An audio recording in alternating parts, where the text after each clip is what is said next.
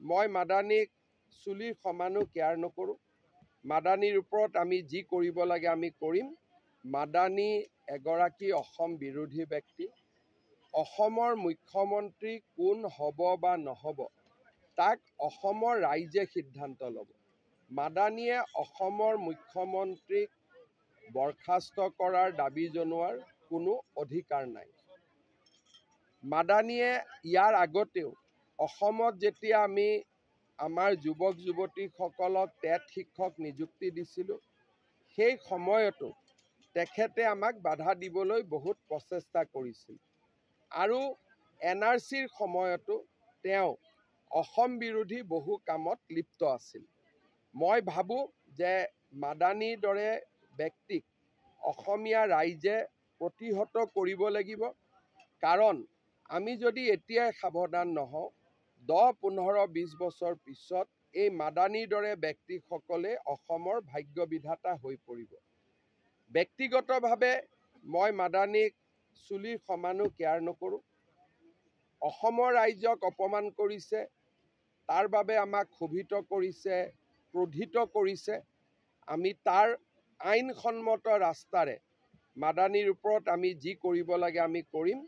আৰু মই এটা কথা নিশ্চিতভাৱে জানো যে জমিয়তৰ অসম বিৰোধী ৰাজনীতিক অসমত আৰু আমি ডাঙৰ হ'বলৈ নিদিওঁ। আগত যি হৈ গৈছিল হৈ গৈছে। এতিয়া তেওঁলোকে আমাক নোৱাৰে, কাৰণ অসমৰ ৰাইজ এতিয়া জাগ্ৰত সেনানীৰ ৰূপত সাজু হৈছে। মাদানী এগৰাকী অসম বিৰোধী ব্যক্তি। অসমৰ মুখ্যমন্ত্ৰী কোন হ'ব বা নহ'ব তাক অসমৰ ৰাইজে সিদ্ধান্ত ল'ব। মাদানীয়ে অসমৰ মুখ্যমন্ত্ৰীক বৰখাস্ত কৰাৰ দাবী জনোৱাৰ কোনো অধিকাৰ নাই। মাদানীয়ে ইয়াৰ আগতেও অসমত যেতিয়া আমি আমাৰ যুৱক যুৱতীসকলক টেট শিক্ষক নিযুক্তি দিছিলোঁ, সেই সময়তো তেখেতে আমাক বাধা দিবলৈ বহুত প্ৰচেষ্টা কৰিছিল। আৰু NRCৰ সময়তো তেওঁ অসম বিৰোধী বহু কামত লিপ্ত আছিল। মই ভাবোঁ যে মাদানীৰ দৰে ব্যক্তিক অসমীয়া ৰাইজে প্ৰতিহত কৰিব লাগিব। কাৰণ আমি যদি এতিয়াই সাৱধান নহওঁ, 10-15-20 বছৰ পিছত এই মাদানীৰ দৰে ব্যক্তিসকলে অসমৰ ভাগ্য বিধাতা হৈ পৰিব। ব্যক্তিগতভাৱে মই মাদানীক চুলিৰ সমানো কেয়াৰ নকৰোঁ। অসমৰ ৰাইজক অপমান কৰিছে, তাৰ বাবে আমাক ক্ষোভিত কৰিছে, ক্ৰোধিত কৰিছে। আমি তাৰ আইনসন্মত ৰাস্তাৰে মাদানীৰ ওপৰত আমি যি কৰিব লাগে আমি কৰিম। আৰু মই এটা কথা নিশ্চিতভাৱে জানো যে জমিয়তৰ অসম বিৰোধী ৰাজনীতিক অসমত আৰু আমি ডাঙৰ হ'বলৈ নিদিওঁ। আগত যি হৈ গৈছিল হৈ গৈছে। এতিয়া তেওঁলোকে আমাক নোৱাৰে, কাৰণ অসমৰ ৰাইজ এতিয়া জাগ্ৰত সেনানীৰ ৰূপত সাজু হৈছে। মাদানী এগৰাকী অসম বিৰোধী ব্যক্তি। অসমৰ মুখ্যমন্ত্ৰী কোন হ'ব বা নহ'ব তাক অসমৰ ৰাইজে সিদ্ধান্ত ল'ব। মাদানীয়ে অসমৰ মুখ্যমন্ত্ৰীক বৰখাস্ত কৰাৰ দাবী জনোৱাৰ কোনো অধিকাৰ নাই।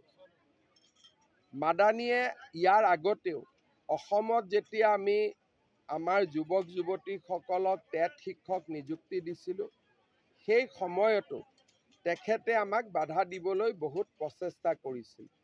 আৰু NRCৰ সময়তো তেওঁ অসম বিৰোধী বহু কামত লিপ্ত আছিল। মই ভাবোঁ যে মাদানীৰ দৰে ব্যক্তিক অসমীয়া ৰাইজে প্ৰতিহত কৰিব লাগিব।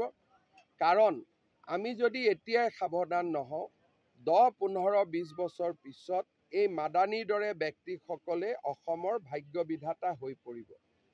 ব্যক্তিগতভাৱে মই মাদানীক চুলিৰ সমানো কেয়াৰ নকৰোঁ। অসমৰ ৰাইজক অপমান কৰিছে, তাৰ বাবে আমাক ক্ষোভিত কৰিছে, ক্ৰোধিত কৰিছে। আমি তাৰ আইনসন্মত ৰাস্তাৰে মাদানীৰ ওপৰত আমি যি কৰিব লাগে আমি কৰিম। আৰু মই এটা কথা নিশ্চিতভাৱে জানো যে জমিয়তৰ অসম বিৰোধী ৰাজনীতিক অসমত আৰু আমি ডাঙৰ হ'বলৈ নিদিওঁ। আগত যি হৈ গৈছিল হৈ গৈছে। এতিয়া তেওঁলোকে আমাক নোৱাৰে, কাৰণ অসমৰ ৰাইজ এতিয়া জাগ্ৰত সেনানীৰ ৰূপত সাজু হৈছে।